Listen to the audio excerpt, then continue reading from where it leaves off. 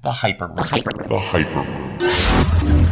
GM to all you fan humans out there. Welcome to the Hyper Room presented by Thunderhouse. This podcast sits at the intersection of pop culture and Web3, where we talk with creators and thought leaders in the space about how the world of entertainment is colliding with new technologies like the blockchain and the metaverse. I'm your host, Casey Hyper, and today in the Hyper Room, we have Matthew Bilfield from Fox's Blockchain Creative Labs, the company behind many of Fox's forays into Web3. And specifically today, we'll be talking about the new Dan Harmon-created animated series, Krapopolis, and how it's embraced Web3 to take fan engagement into the future. Welcome to the Hyper Room, Matthew. Thank you so much for having us. All right, let's just start off with what exactly is Krapopolis and what exactly is Blockchain Creative Labs. Happy to explain. Krapopolis is an awesome new show coming to Fox in 2023 by Dan Harmon. We have a sneak peek episode on November 27th, Thanksgiving weekend here in the United States. It is an awesome show that explores the first civilization after the Greek gods. It takes place in mythical ancient Greece, and it's this hilarious comedy where the characters are trying to build a civilization from scratch without knowing all of the things that we know. So getting to look back at them, getting to kind of laugh at the funny ways that they make mistakes and try to figure out what society is and build this civilization very similarly to how we're building the Web3 presence for the show. There are a lot of great parallels between what's happening in the show and what we're trying to do with Web3. Blockchain Creative Labs is a startup under the Fox umbrella. We've been tasked with figuring out how media companies and Web3 intersect and how we can use NFTs and blockchain to enhance our fan experience. All right, that sounds exciting. And then you are the project lead for Krapopolis. That's correct. Okay, so I was just reading in Variety there that Fox is going to invest over $100 million into NFT and blockchain tech. And this obviously includes funding the BCL team there, also investing in companies that are adjacent to what you guys are developing. I see a strategy forming here. You guys didn't participate necessarily in the streaming war, so I guess you're putting some money into this specific vertical. Can you talk a little bit more about the ideas there? Yeah, I think that's exactly right. This is Fox really believes that Web3 blockchain is the future of the fan experience. Television has always been this one-directional experience. You sit back on the couch and you watch this programming passively. If you remember back in the day, Fox was one of the first to have Ryan Seacrest on American Idol getting people to take their phone out and text to vote for their favorite contestant. And really, at that period in time, no one was really even texting. It was just phone calls only. And I think we're viewing this as a great opportunity to educate the broader audience about NFTs, not just our fellow degens who have been in it for the last year, flipping JPEGs. So I think this is a really fun way to kind of educate people on what a fan experience can be, how buying an NFT or a digital collectible can serve as a unique access pass into getting exclusive content and experiences and a better connection with the show. And trying to use Web3 as a way to build that fan experience in a meaningful way. And eventually, as the regulation and everything kind of gets ironed out in the courts, try to figure out how the fans can have more ownership in the content and have more connection in that regard as well. So lots of fun stuff in the works. That's interesting. You mentioned Ryan Seacrest because that's the analogy I tell a lot of people about how an NFT might work with a television show. And then from there, I think people their eyes start to open up and they kind of understand, because I think that's the trick, right? I mean, people in TV probably, but even from pop culture, right? I think there's a lot of collectible storytelling things that people understand already. So I feel like that audience is easier to get into it. But then how does that kind of expand to a general audience where, they're turning on the TV, they want to watch a 30-minute cartoon that makes them laugh. And then how much do they actually want to be engaged with that past past the program itself, right? I mean, obviously, cartoons are different than TV shows, right? I think people, I mean, we've seen that with Dan's other show, Rick and Morty. It's become part of people's lives. There's people tattoo those characters on their arms and things like that. But how do you guys see? I mean, you're obviously working with the Yeah. Fox TV section, so you must have an idea like this is something a whole company has to buy into and think, yeah, this is the next step forward in this kind of content engagement with the audience. That's exactly right. It's very much an education, not only internally but externally. We need to educate the fans on why they want this experience, what this experience does. How do you set up a wallet? How do you onboard? But there's also a big education internally in the sense that Fox's, our marketing team are amazing at what they do. They've promoted shows for decades extremely successfully, and trying to bring this world and say, hey, here's another tool that we can use to really engage fans in a different way and kind of augment the traditional show marketing. I mean, this is something new that Fox is willing to experiment on, and they've always been a leader in technology and experimentation and trying new things, and this is no different. So we know Dan Harmon from Yeah, Community. We know him from, of course, from Rick and Morty. Seems his partner Justin Roiland is doing shows for Hulu. He's even making video games now. So how I know, and I've seen Dan speak about the show. How is it? Does the show come yeah. first, or does the blockchain Yeah. come first in this discussion? Actually, they're in parallel. The show was, I think it was purchased by Fox in 2021. The blockchain has always been a big component of it. It's hilarious actually because there are blockchain references in the show, which is in a world where they don't even have the written language. To have blockchain references is very hilarious. So it's always been part of it, and this fan experience is kind of this is something that we've been planning all along. So the idea of it being our inaugural project being the crap chickens, that was Dan's idea. In the show, chickens are a form of currency. It's you get the chicken, the sandal, and the olive. Where the chicken is kind of, I guess, your $50 bill, if you will, versus like sandals being a 10 and a olive being $1 or whatever it is, although in the show they think in chickens the way that I think in Eve. But yeah, so this was Dan's idea. He wanted this, and ultimately I can't speak for him, but based on all the clips that you've seen and the conversations that we've had at Comic-Con and all that stuff, he's just very excited to bridge the fan experience. The technology isn't the important part. It's the fan experience that is our North Star. Okay, that's very interesting. So we mentioned San Diego. I was there as somebody who's been Mhm. tracking the show and what you guys have been releasing through marketing. It's very exciting when I walked into San Diego downtown. The hotel, one of the hotels, had a giant wraparound of Krapopolis. And then I go into the show Yeah. itself. You have a booth there. You got merch already, and the entire creative team is there to promote the show. What's the reaction? Were you there, and what was the reaction to it there at Comic Con? Yeah, I was there. Glad you saw that fun stuff. We had the building wrapped. We had the elevators wrapped on the inside of that building. We had a slide activation. Um, the idea there was create awareness for the show. I think we did a great job with that.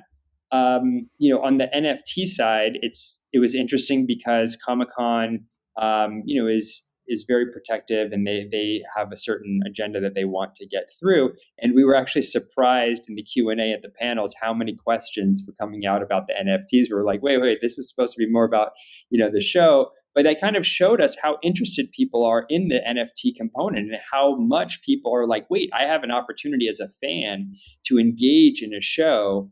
What does that mean? How can I engage? And I think that curiosity was very apparent, and it's very indicative of how well this is going to be received once the show is aired and the fans are pouring in. Okay, so that's a very important question I have because there was a story that broke before Comic Con where Comic Con was saying the organizing committee was saying there'll be no Web3, no NFT panels. There's no content, and there also seemed to be a very muted show floor presence. There were NFTs there, but you had to know, right? Like the Cryptoys at the Master Universe booth we're giving out posters. Nobody knows what the posters are for. They're actually for upcoming NFT. And also at your booth, at the Krapopolis booth, there's not a lot of mention of this because, on the website, it's like the first show on the No. blockchain, things like that. But what do you think as, coming out this new technology and trying to introduce this fan base to it, having these kind of restrictions put around it? Yeah, it was interesting. Comic-Con has their own agenda, and so we just had certain parameters we needed to work within. We couldn't have signage saying, click here or scan here for an NFT. We couldn't actively promote it. That being said, we timed it. Where we were kind of announcing our website because we were launching our website in advance of Comic-Con, the Monday or Tuesday before Comic-Con, anyways. And so that was a perfect opportunity for us to announce, the NFT component. We didn't talk about it much, but that week leading into Comic-Con, we did a number of Twitter Spaces. We had a lot of press going out, and we were fortunate that we built a great awareness where people were curious about it. So, I'm sure in the future Comic-Con will, adjust their stance or adapt it according. I can't speak for them. We've always had a great relationship with them. Happy to have them as a partner.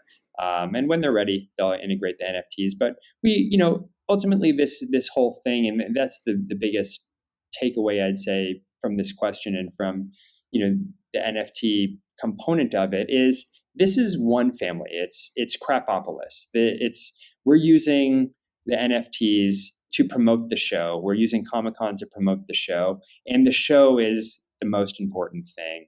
And we're just trying to create that fan experience based around the NFTs, based around the awareness, based around the interactivity of the utility of the NFTs, and just ultimately trying to drive the success of the show because the more successful the show is, everyone wins, everyone's happy, the holders, the fans, and BCL and Fox. Okay, that makes sense. Okay, so let's talk about the actual NFT launch. So I think it wasn't that long ago after Comic Con, you guys launched and dropped the Krapopolis NFT.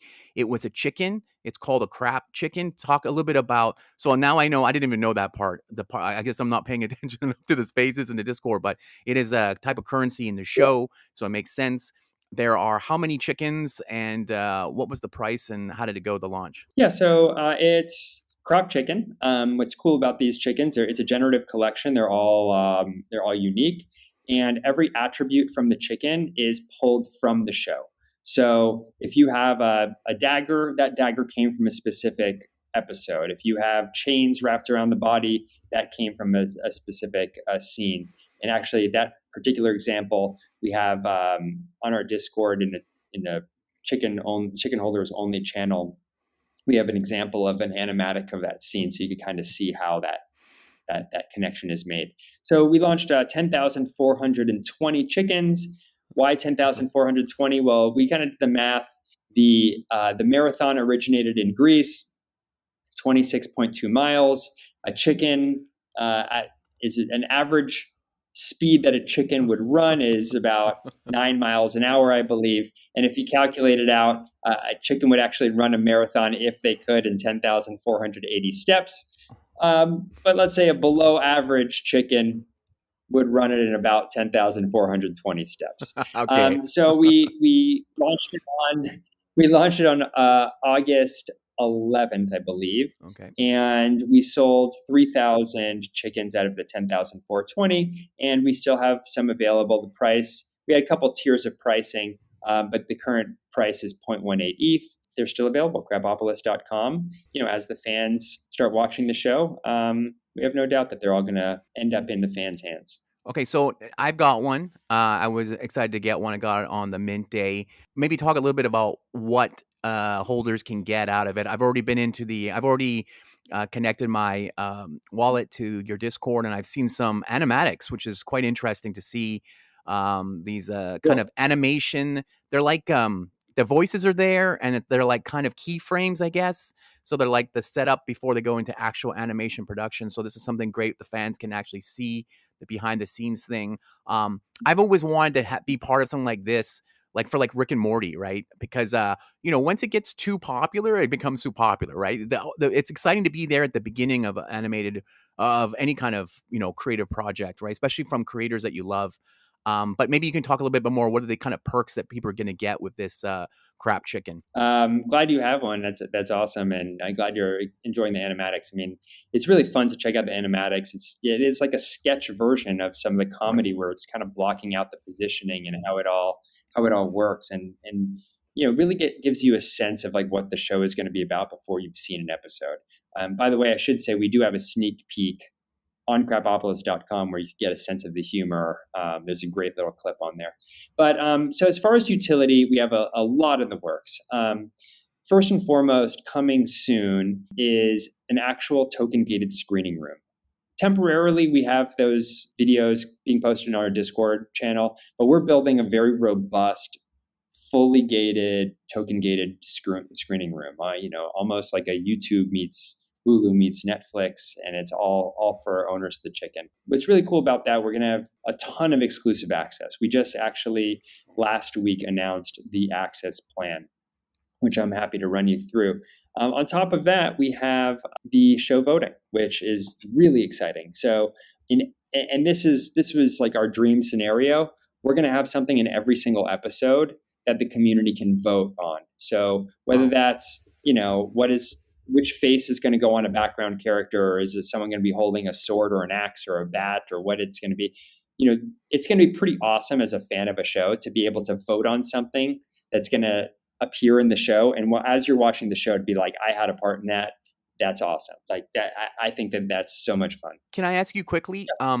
Is the show done, or how can this be? I mean, I know South Park is done like the day before, right? Yeah, so that's why this was so complicated. I believe, I don't know exactly, but I believe it's almost like 10 or 11 episodes or however many are already completely done.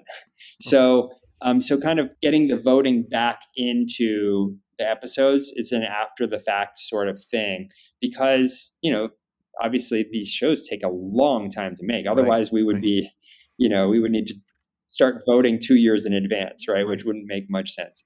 But I think what's so exciting about this is the more success we have, the more fans that come into the space, the more the show starts seeing the reaction of the fans and getting that feedback, the more we'll be able to have cool stuff that's kind of written in and built in from the get-go in future seasons. So this is like something that's only going to get better over time. I mean, to your point, imagine being one of the first 10,000 people who were in on Rick and Morty. It's so early. The fact that we have a couple thousand chickens sold and the fans aren't even here yet because the show isn't here yet is pretty awesome. It's a real cool indicator. So we have the show voting.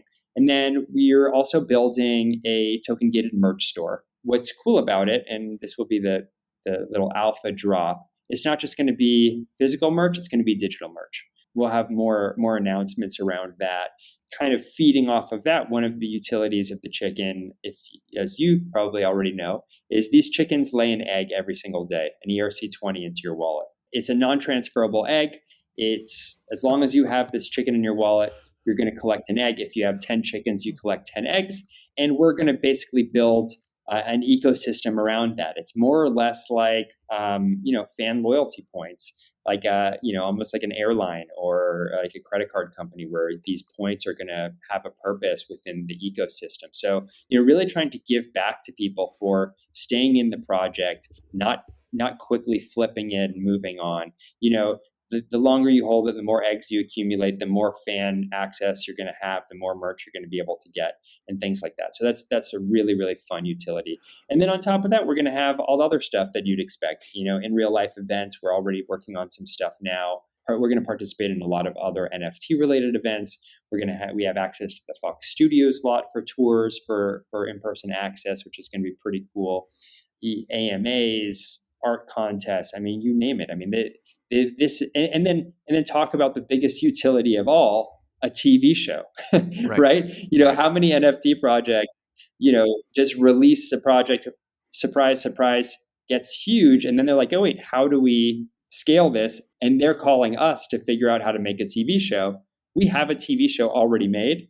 It's happening. You're going to see how the chicken connects to the TV show, like as soon as November. So are you saying those eggs are like kind of like, I guess, some kind of a membership thing that I'll be able to redeem for merchandise in the store? That's what I'm saying, and this is the first time I'm saying it, but yeah, it's That's what I got. that's That's the the alpha alpha. I got from yeah. That's the alpha you got. We're still working on other stuff as well. There's going to be the eggs aren't going to be like a singular utility. It's not just going to be redeem it. You get your T-shirt or whatever. We're trying to create a more robust ecosystem, whether it's digital experiences. Who knows? Maybe it could be metadata upgrade. Maybe it could Yep. be like a cameo. Maybe it could be a digital autograph. I'm just kind of saying like we have a lot of things in the works. We need to figure out the mechanics behind it. Also one of the big things that we're trying to solve for the industry as a whole is what does that look like? Just keeping things completely compliant, not a currency, abiding by the rules of our country, Yep. and trying to navigate that as a public company. So, a lot of other projects are able to be very nimble in their decision making, and we need to be very strategic. And because we're really trying to build this out in a broader world. And so I might maybe a question to ask is of the crap chickens that you sold, how many percentage do you think are fans like myself who are holding it to see what happens and want to be part of the beginning? How many do you think are still from this more degen community that are looking for flipping? Yeah, I think it's hard to know exactly because it's wallet addresses. Right. So there's no way of actually knowing those numbers. But I would imagine that a lot of people bought them because they know that the fans are pouring in, and they're hoping to sell to those fans at a profit. That might happen. We know that that's part of the space, but ultimately, that the reason we have the eggs is because we want the fans. That, like, first and foremost, we want the fans.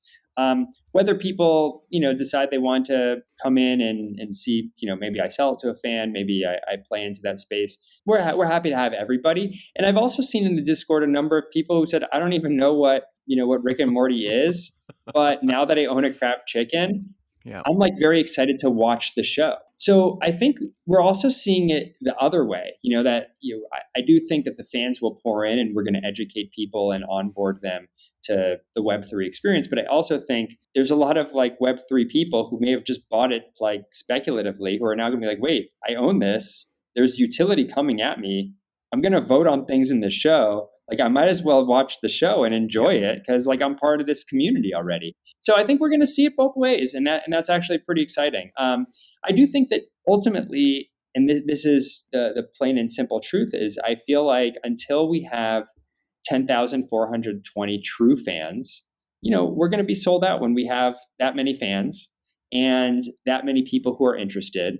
And once the other million people who watch the show pour into the space and want one of the first 10,420 chickens, things are going to get interesting. Okay, that I think that is the most concise and perfect explanation for that. So first of all, I just wanted to go back on one thing you said. If I was the admin of your Discord and somebody said, "What is Rick and Morty?" immediate ban and take away their crap chicken. No two bits about it. And then the second thing is, yeah, I mean, I think a lot of people don't understand that part, because everything has that kind of speculator boom around it, right? So I don't know about you, but I'm heavily into comics. That's why I go to Comic-Con.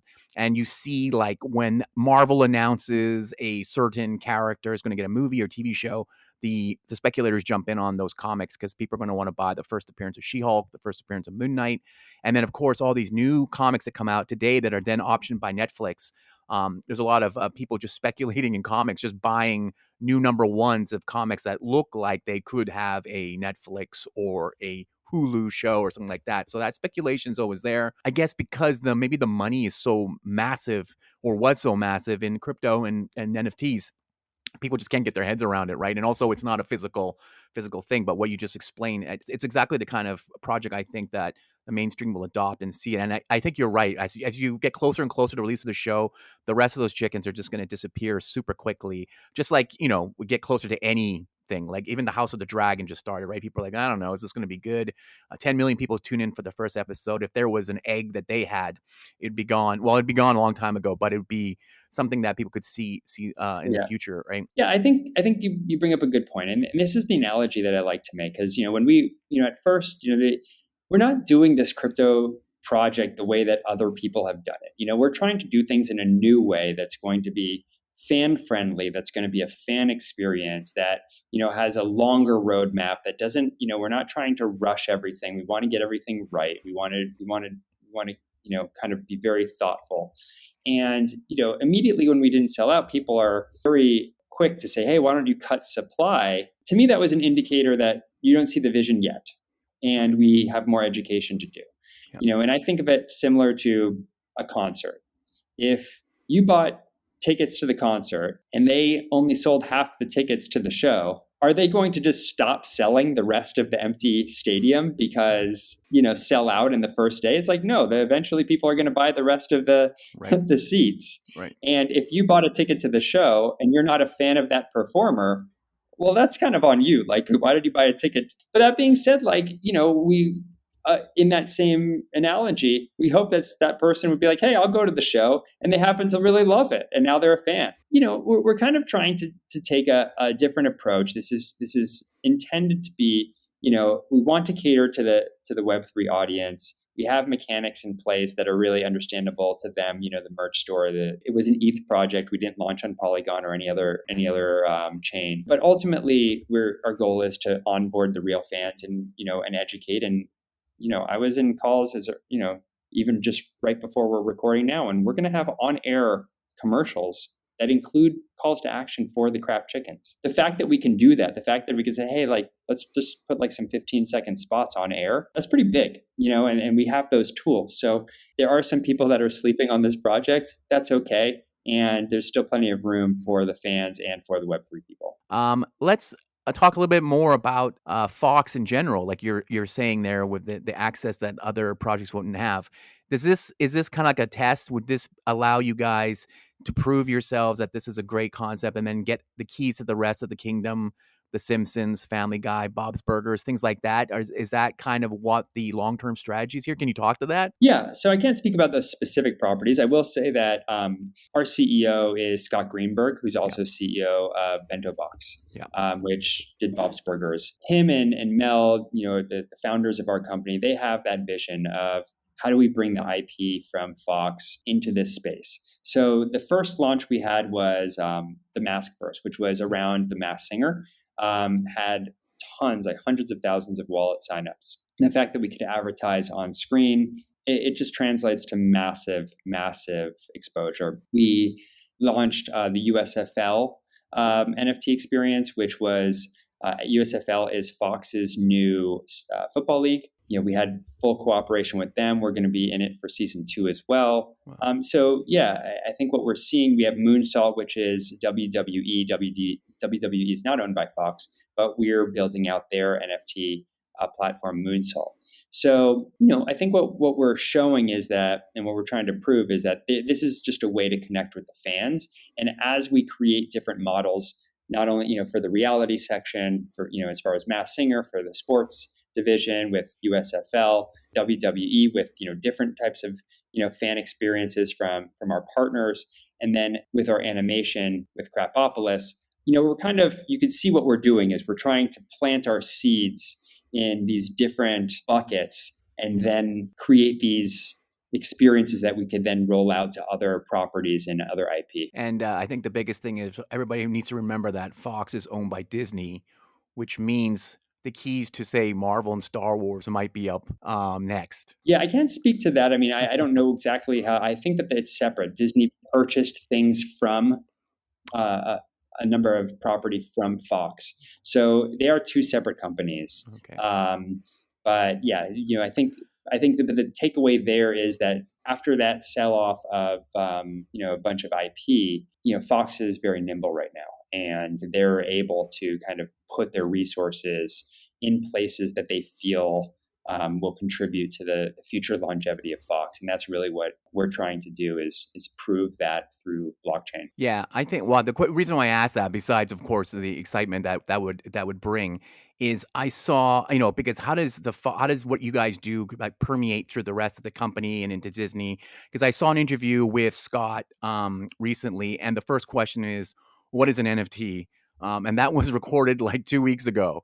Right. So that's still the question that's being asked. So when do you think, and that's obviously a question that's probably being asked across the corporation as well still, or like what's a mint and all these things. When do you see, since you're more close to it now, when do you see that question kind of going away or not being such a main focus anymore, and more like the stuff that you've been discussing is more like the engagement with the fan and the viewers? I think it's a tricky question. I think that number one, the ease of entry needs to improve, where Mm, it can't be this mystery experience that's so complicated that it takes a lot of steps. A lot of that is not just going to be our responsibility, but the responsibility of the industry as a whole to evolve. And we're going to do our very best to kind of use all the tools that we're creating and use tools that other companies and partners are working hard to create. So a lot of that is creating a really good maybe a custodial wallets solution, maybe a great fiat on ramp for credit card purchases. right. Almost having two different ways to onboard, where you kind of get to and this is hypothetical at this point, but have two different doors on the website and say, this is the door you go through. I know what I'm doing. Don't bother me. I got ETH in my wallet. Right. I'm good. And then the other one saying, hey, I've never done this before. Help me through the process, and kind of really make it easy. And one of the first steps we did for Krapopolis was we made like a fun animated video on our mint page of like what you can expect when you go through that experience. Connect your wallet, approve the transaction, don't forget to have some gas for your, in addition to your ETH for your purchase, and kind of try to get people familiar with that process. But I think as we go, as we move forward, that process will become a little bit more seamless. People will understand what it is. And I think that people will also be willing to go through that education when the reward is that much greater. So right now we're in the process of getting our ducks in a row for rolling out our all of our exclusive content, right? And we announced our plan. It's awesome. We're going to have stuff every week. Right now, it's going to be something every week, and the people who are in it, like yourself, will get to experience it in real time. But by the time the fans, in the future pour in, they're going to have this backlog of 60, Right. 100, whatever it is, Right. videos and all this huge batch. So, if you're a fan of the show and you're like, oh, wait, there's all this cool stuff. All I need to do is own a chicken. I'm going to if I was a fan, I'd be like, I'm going to figure out how to buy that chicken.